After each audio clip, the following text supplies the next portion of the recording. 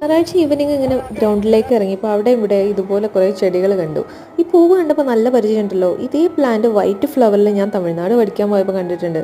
മനസ്സിലായി, ഇത് എള്ളി ചെടിയാണ്, സെസാമം പ്ലാന്റ്. ഇതിൽ പിങ്ക് ഫ്ലവറുള്ള വെറൈറ്റി സെസാമം റേഡിയേറ്റർ എന്നാണ് പറയുന്നത്. ഗൂഗിൾ ചെയ്തപ്പോൾ കണ്ടു. ചെടിയിൽ നിറച്ച് കായായിട്ടുണ്ട് കേട്ടോ. ഇങ്ങനെ കായ കണ്ടപ്പോൾ ഞാൻ വിചാരിച്ചു, ശരിക്കും എള്ളൊക്കെ പുറത്തുനിന്ന് എവിടുന്നോ ഇങ്ങോട്ടേക്ക് ഇമ്പോർട്ട് ചെയ്തിട്ട് കൊണ്ടുവരുന്നതാണ്. നമ്മുടെ നാട്ടിലെ എള്ളുണ്ടാകുന്ന കാര്യം അല്ലെങ്കിൽ നമ്മുടെ പറമ്പിൽ നട്ടാൽ എള്ളുണ്ടാവും എന്നുള്ളത് എനിക്ക് വളരെ ഒരു പുതിയ അറിവായി തോന്നി കേട്ടോ. എന്തായാലും ഇതാണ് ഉണങ്ങിയ വിത്തും പച്ച വിത്തും ഞാനൊന്ന് കമ്പയർ ചെയ്ത് നോക്കിയതാണ്. പിന്നെ ഞാൻ നേരെ വീട്ടിൽ വന്നപ്പോൾ വീട്ടിലെ എള്ളും എടുത്ത് നോക്കി. വീട്ടിലെ എള്ളെന്ന് പറയുമ്പോൾ കടയിൽ നിന്ന് വാങ്ങിയത് കുറച്ചുകൂടെ വലിയ സീഡ്സ് ആയിട്ട് തോന്നി.